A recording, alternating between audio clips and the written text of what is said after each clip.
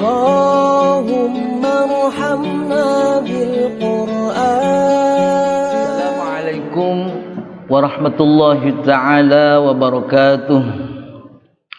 Bismillahirrahmanirrahim. Alhamdulillahi rabbil alamin. Wabihi nasta'inu ala umurid dunya waddin. Wassalatu wassalamu ala ashrafil mursalin Sayyidina Muhammadin sallallahu alaihi wasallam wa ala alihi wa sahbihi ajma'in. Rabbi shrah li sadri wa yassir li amri wahlul 'uqdatam min lisani yafqahu qawli. Amma ba'du. Para muhibbil Quran, para pecinta Al-Quran, para pelajar Al-Quran, asatidz wal ustadzat rahimakumullah. Alhamdulillahirabbil alamin. Dalam kesempatan ini izinkan Al-Fakir ingin berbagi ilmu sedikit yang Al-Fakir tahu tentang tata cara di dalam membaca Al-Quran yang benar dan baik. Pastikan bacaan Al-Quran kita dapat dibaca benar dan baik sesuai perintah Allah di dalam Al-Quran, warattilil Qur'ana tartila. Tartilkan olehmu Al-Quran akan Al-Quran tartilan dengan benar-benar tartil. Sayyidina Ali karramallahu wajhah di saat ditanya oleh sahabat tentang kewajiban membaca tartil seperti yang di ayat tersebut, beliau menjawab, at-tartil huwa tajwidul hurufi wa ma'rifatul wuquf. Bahwasanya tartil adalah satu mentajwidkan huruf-huruf Al-Quran, artinya membaca indah, membaca bagus huruf-huruf Al-Quran sesuai teori fasahah. Dalam hal ini makhraj dan sifat-sifat. Kemudian juga membaca dengan sesuai kaidah-kaidah hukum tajwid yang ada. Ahkamul huruf, non mati tanwin, mim mati dan semacamnya. Bahkan ahkamul maddi wal qasr, panjang dan pendeknya semuanya harus terukur.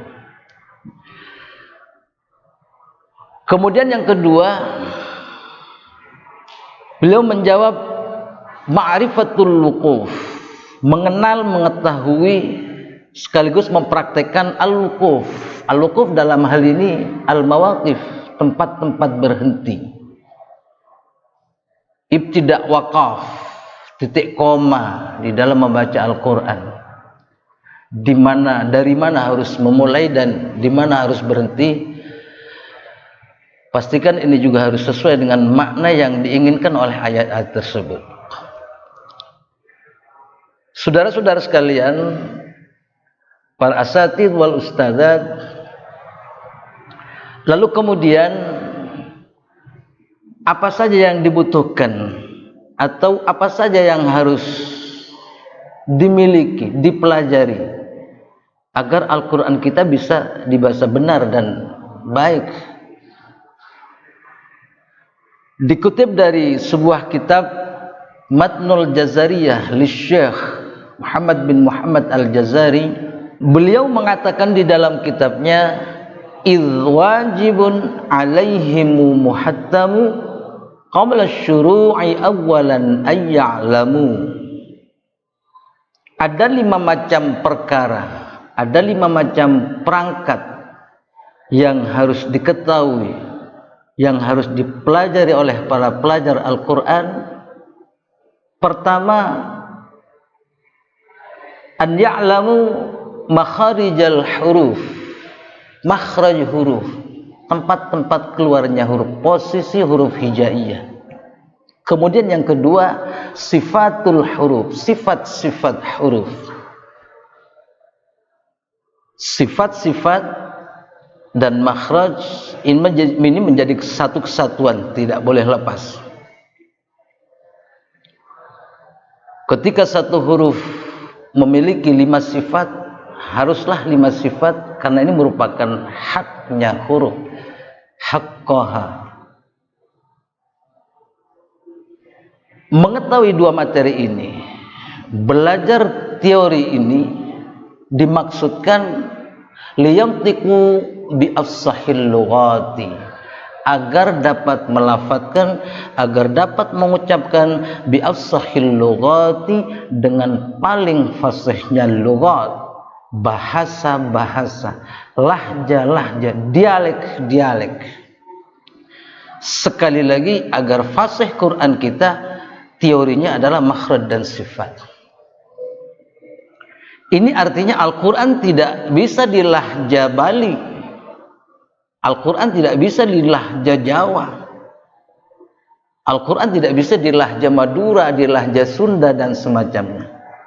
Masing-masing daerah memiliki lahja yang itu sebagian bunyi hurufnya tidak sesuai dengan fasahatul Quran. Contoh misalkan bahasa Bali, lahja Bali, biasa kesehariannya mereka mengatakan ta. Al-Quran tidak bisa dibaca demikian. Hatta tattabi'a millatahum idzan syatata. Ini lebih pada lahja Bali. Jawa, lahja Jawa, dialek Jawa juga ada yang lemah terhadap fasahatul Quran.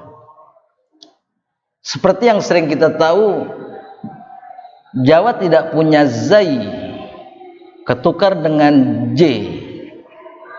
Ada temannya yang bernama Abdul Aziz, mereka dipanggil Abdul Aziz. Abdul Aziz. Benar sekali di saat mengaji terpengaruh ajijun bimujahjihihi. Ini lebih pada lahja Jawa.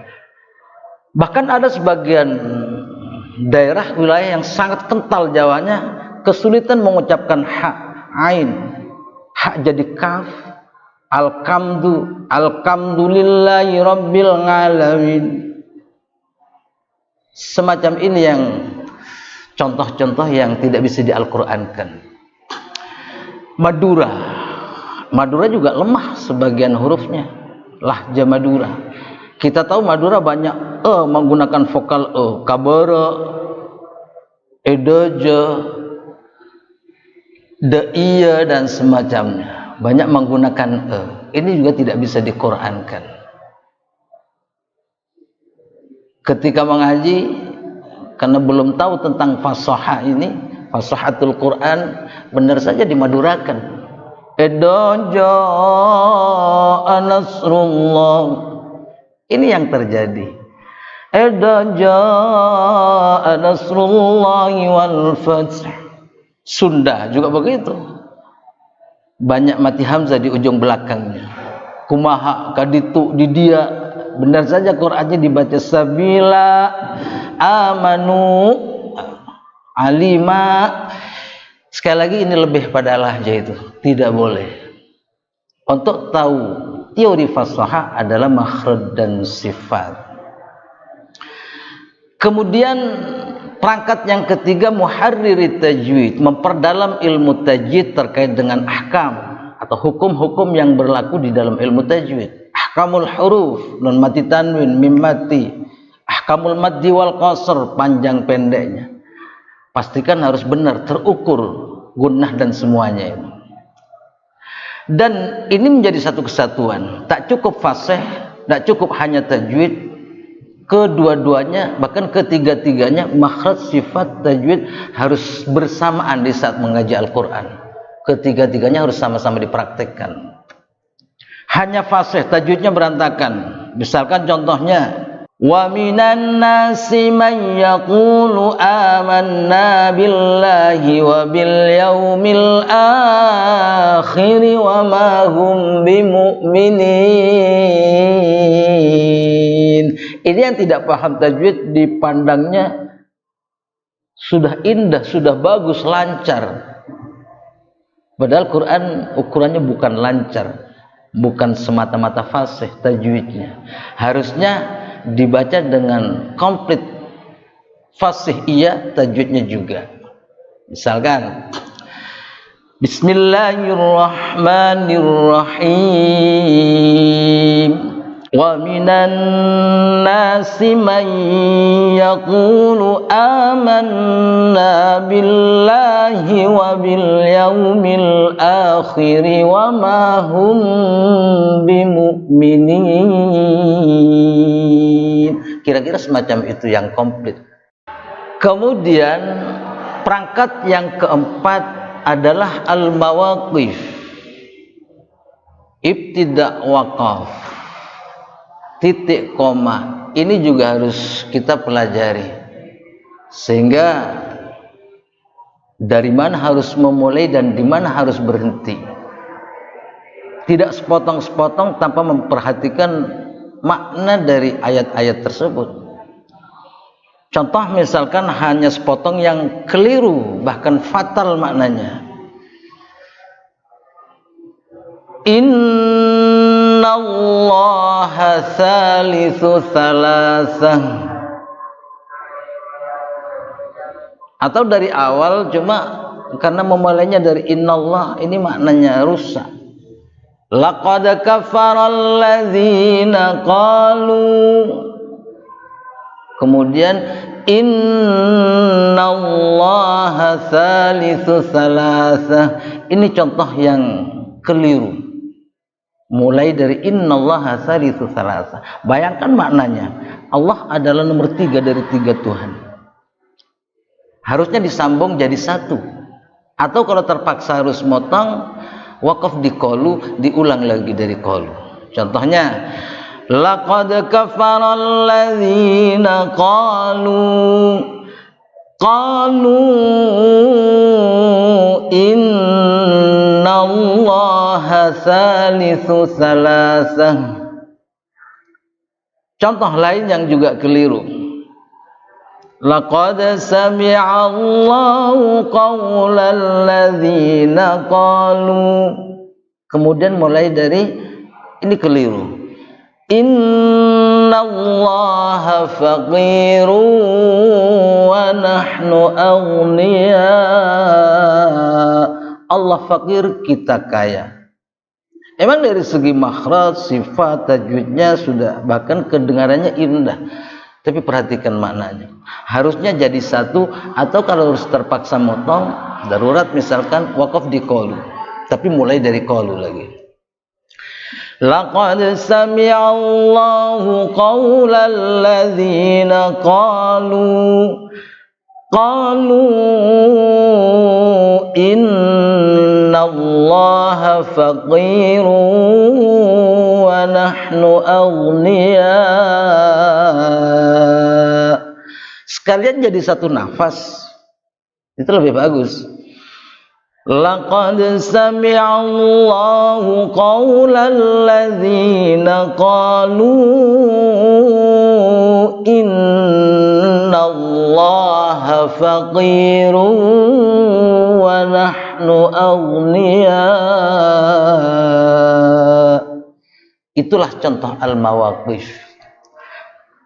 Kemudian yang terakhir adalah perangkat yang kelima, wa mal ladzi rusima fil masahib, tulisan-tulisan yang ada di dalam Al-Qur'an. Dalam hal ini al-faqir lebih pada dari sisi bacaannya. Ada banyak di Quran yang bacaannya tidak sama dengan tulisannya. Tulisannya panjang, dibaca dengan pendek, yang disebut dengan al-gharaib wal mushkilat.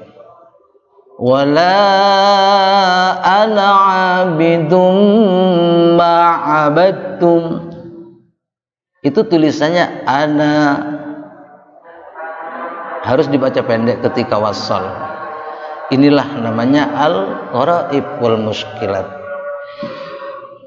Para pecinta Al-Quran, saudara-saudara sekalian, pastikan kita ke depan akan belajar 5 perangkat tadi secara utuh, dimulai dari makhraj, sifat, at-tajwid, kemudian al-mawaqif, kemudian al-gharaib wal mushkilat. Itu barangkali sebagai pengantar.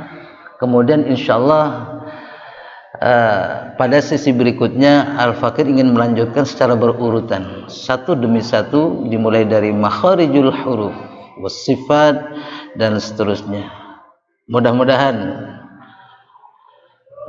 kita semuanya dapat mengambil manfaat dari penjelasan ini dan bisa juga seluruhnya untuk mengikuti pada sesi-sesi berikutnya, karena ke depan kami akan menyampaikan materi itu tadi satu demi satu secara rinci insyaallah. Mohon doanya dan mudah-mudahan kita semuanya dapat berkah dari Allah Subhanahu wa taala, barokah Al-Qur'an, amin ya rabbal alamin. Allahumma syrah bil Qur'an sudurana wa yassir bihi umurana wa barik bihi ulumana wa adzim bihi ujurana wa hassin bihi akhlaqana wa wassi' bihi arzaqana wa nawwir bihi quburana walhamdulillahi rabbil alamin. Assalamualaikum warahmatullahi wabarakatuh. Allahumma arhamna bil Qur'an